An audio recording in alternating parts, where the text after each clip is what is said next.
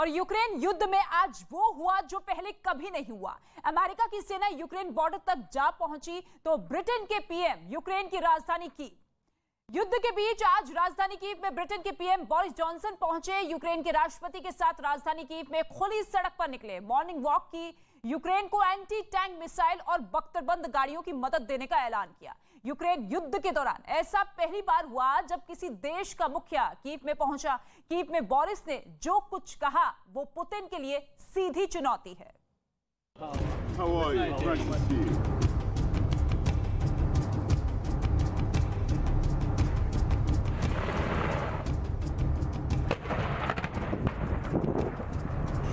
Ukraine के पास US की युद्ध की तैयारी। बोरिस की कीव यात्रा पुतिन पर भारी। ज़ेलेंस्की से मिलने यार आया।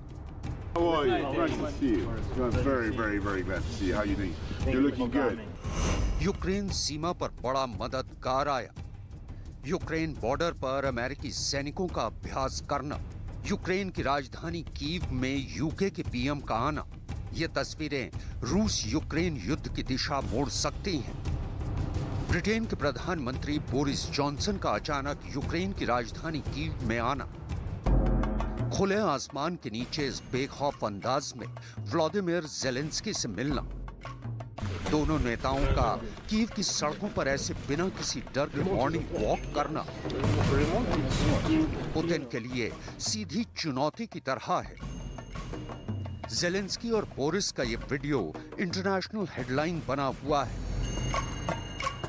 यूक्रेन में रूस तकरीबन हर दिन मिसाइल से वार करता है, यूक्रेन के शहरों को खंडर में बदलता है। ऐसे में यूक्रेन की राजधानी कीव में कुछ भी हो सकता था, लेकिन कीव पहुंचे बोरिस ज़ेलेंस्की के साथ सड़कों पर घूमते दिखे। यूक्रेन सरकार ने 2 मिनट से भी लंबा वीडियो शेयर किया है। दोनों नेता कीव के खाली पड़े सिटी सेंटर पहुंचे। कीव के इंडिपेंडेंस स्क्वायर पर इस तरह मॉर्निंग वॉक करना खतरे से खाली नहीं था।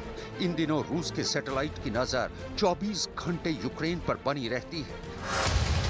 ऐसे में उनकी सुरक्षा के लिए स्नाइपर्स और हाईटेक सिक्योरिटी एजेंसियां जुटी रहीं।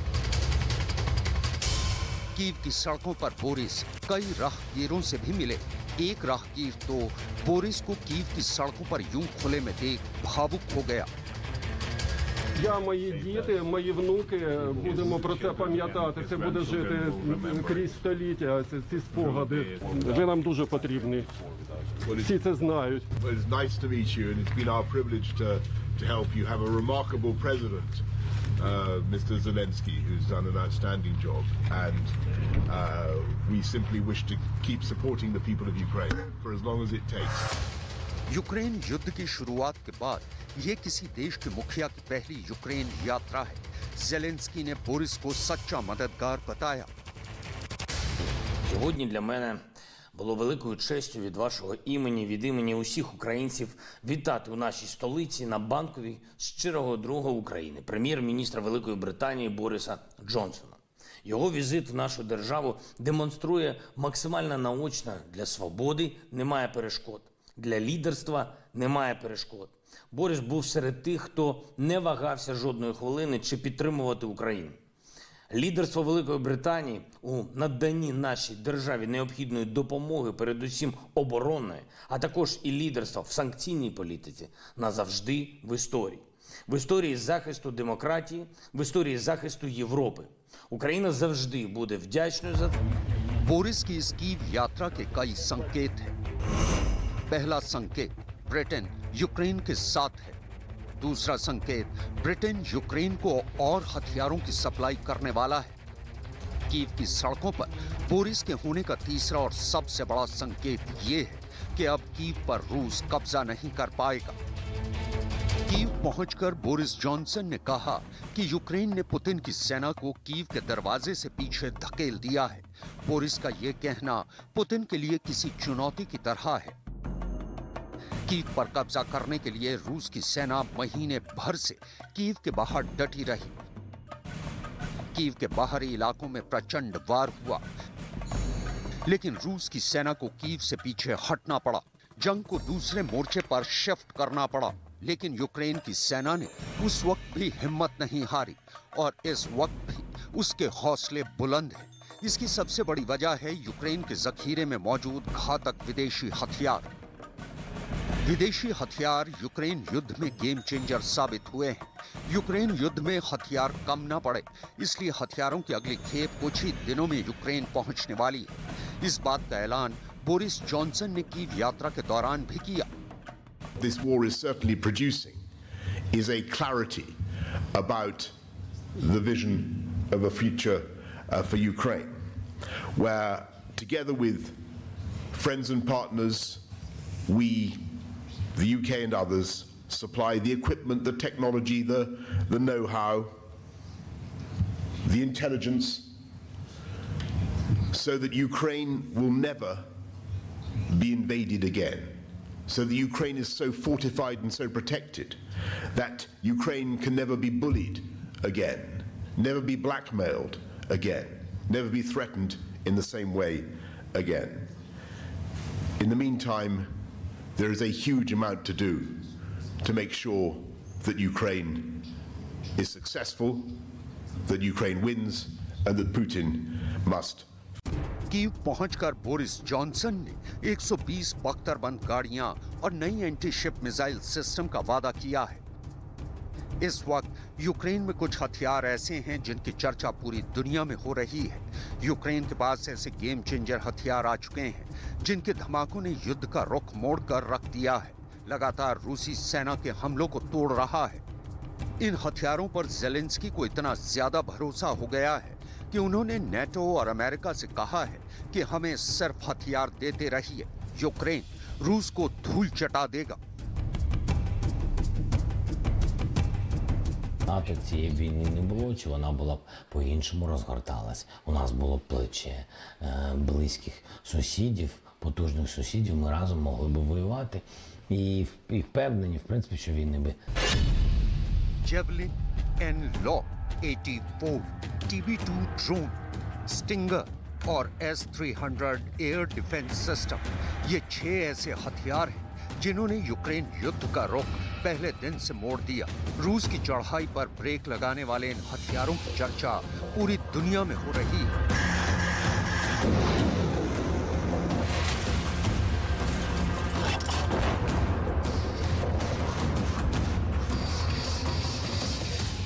और 24 फरवरी की रात शुरू हुए यूक्रेन युद्ध की असली स्क्रिप्ट यही हथियार लिख रहे हैं। यूक्रेन के ये वो हथियार हैं जो अभी ज़ेलेंस्की की असली ताकत बने हुए हैं, लेकिन युद्ध के मैदान में रूस की सेना का मुंह तोड़ जवाब देने के लिए ज़ेलेंस्की ने कई और एडवांस हथियारों की मांग की है।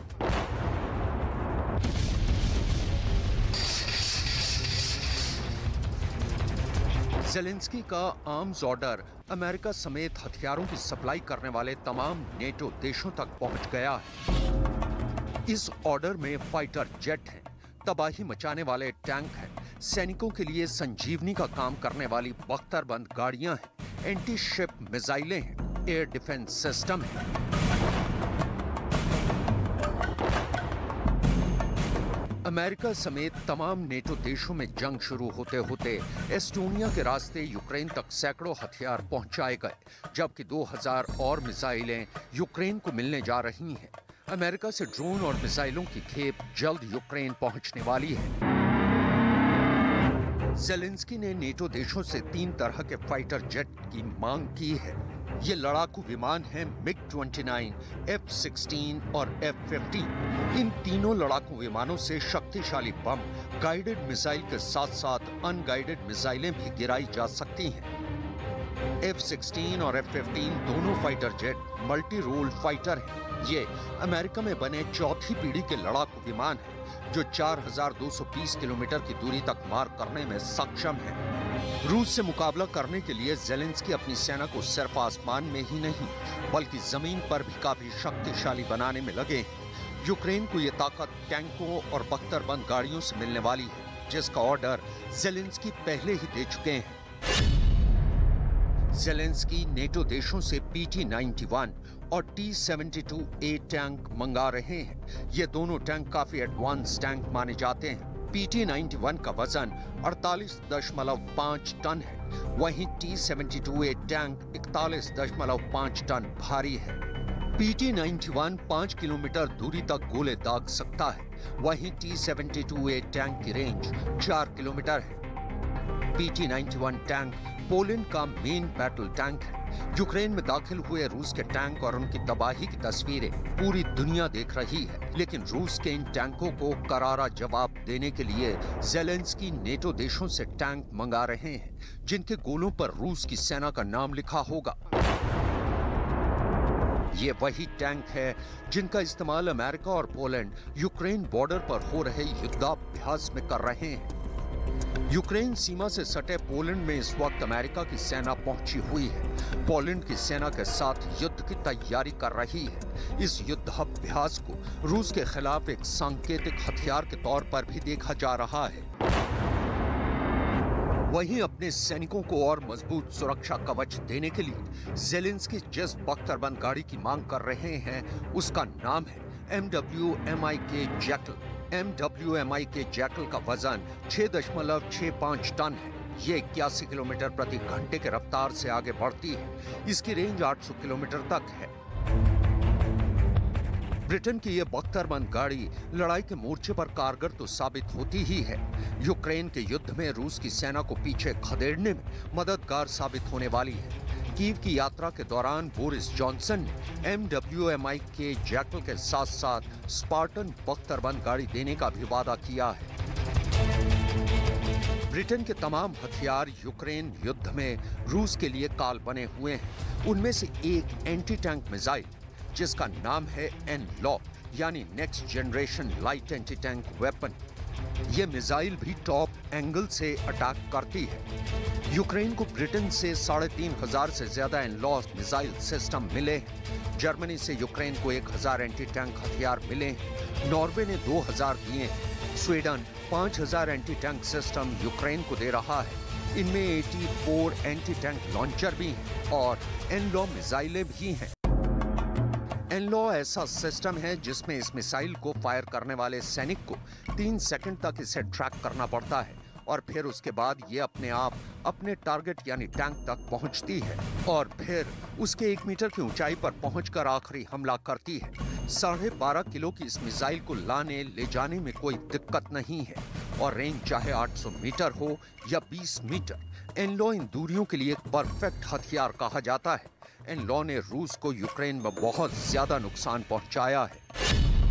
ब्रिटेन से यूक्रेन को star streak air defence system भी मिला है, जिसे लेकर रूसी वायुसेना की टेंशन बहुत ज्यादा बढ़ गई है।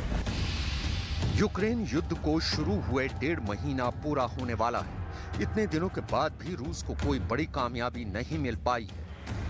यूक्रेन की फौज और मिलिशिया इस वक्त 3 तरह के एंटी टैंक वेपन सिस्टम इस्तेमाल कर रही है। इनमें पहला है अमेरिका से मिला javelin anti tank guided missile system, जिसकी रेंज 4 किलोमीटर है। ब्रिटेन से मिला NLAW सिस्टम यानी next generation light anti tank weapon, range 800 metre है। ये दोनों टॉप एंगल अटैक वाली मिसाइलें हैं। तीसरा है स्वीडन से मिला 84 रॉकेट लॉन्चर। 600 मीटर रेंज वाले इस सिस्टम का इस्तेमाल अमेरिकी सेना ने अफगानिस्तान में भी किया है।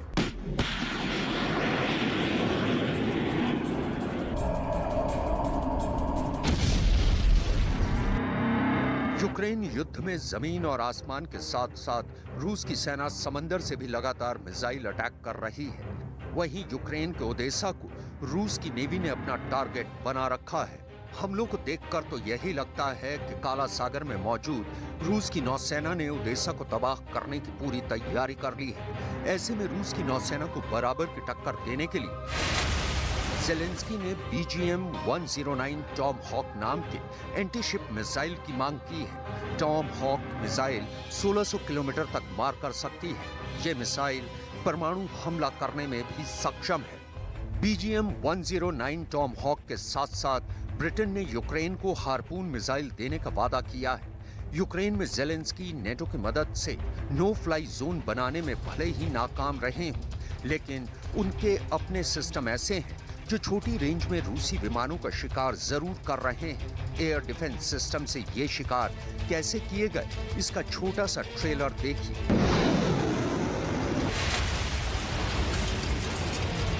इन हमलों के पीछे यूक्रेन के 3 एयर डिफेंस मिसाइल जो भले पुरानी हैं, लेकिन रूस के खिलाफ असरदार साबित हो रही हैं। पहला है स्टिंगर सिस्टम जो अमेरिका से मिला है, दूसरा है स्ट्रेला और तीसरा है सोवियत दौर का S-300 air defence system. Zelensky ने S-300 एयर डिफेंस सिस्टम की बड़ी खेप की मांग की है। हैरान करने वाली बात यह है कि रूस अब उन्हीं हथियारों से मात खा रहा है जो कभी उसने तैयार किए थे। ऐसा ही एक और एयर डिफेंस सिस्टम है S-300 जो ज़ेलेंस्की की हथियारों की विश लिस्ट में शामिल है। S-300 एक ऐसा एयर डिफेंस सिस्टम है जिसकी रेंज 150 किलोमीटर है। यही एयर डिफेंस सिस्टम इस वक्त कीव को भी बचा रहा है।